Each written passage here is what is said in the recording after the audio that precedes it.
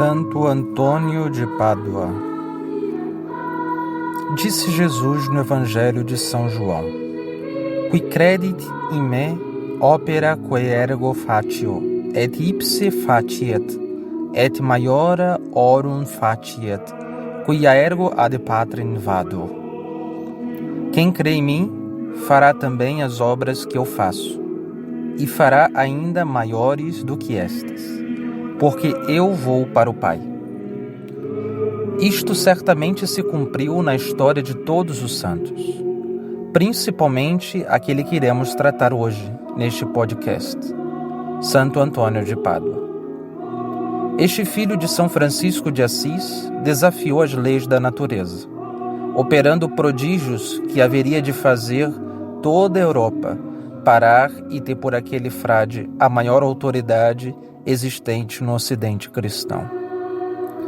Para que tenhamos noção da repercussão da santidade deste homem, quando Santo Antônio visitava os povoados, pregando a palavra de Deus, naquela semana era declarado feriado, onde nenhum comércio abria as portas e as cidades pareciam desertas.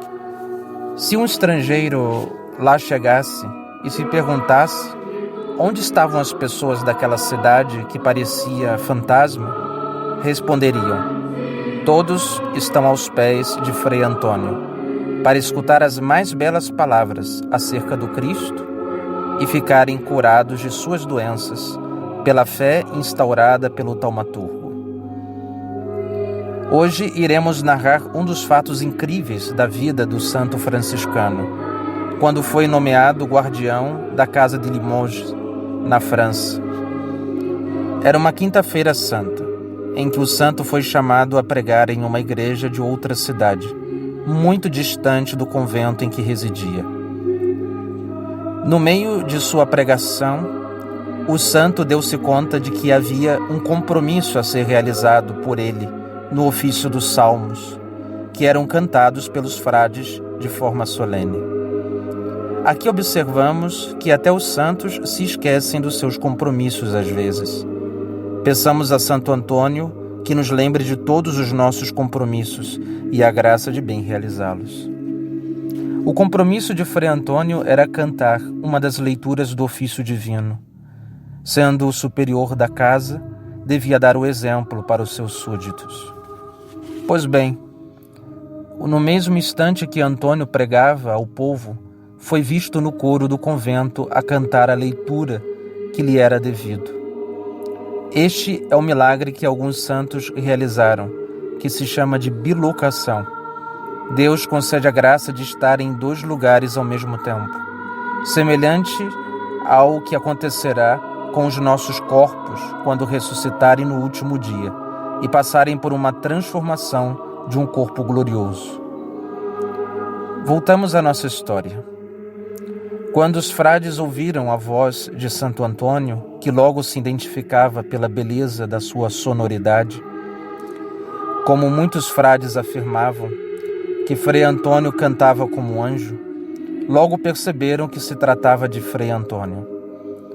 Todos regalaram os olhos, pois sabiam que Antônio naquele exato momento estava em missão, a quilômetros dali, e como podia estar a cantar no coro?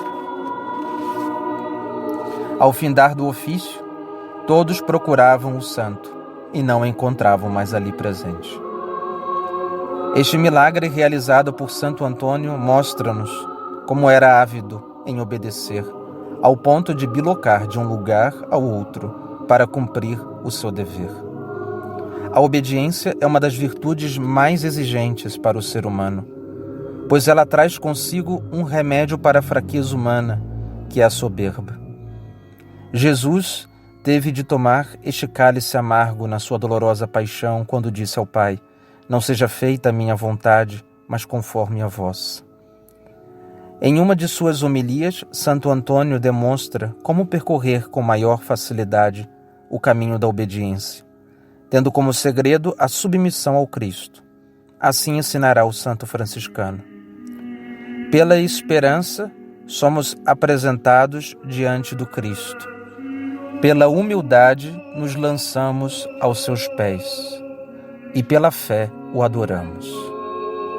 Esta adoração pela fé, que é um ato de submissão a Deus, fará com que a humildade seja plasmada no interior do homem como um dom da caridade. Ou seja, o milagre da fé é gerar na vontade o amor de caridade, que nada mais é do que o amor do próprio Deus. Com isso, o nosso amor vai se elevando em perfeição e herdando de Deus a virtude deste amor.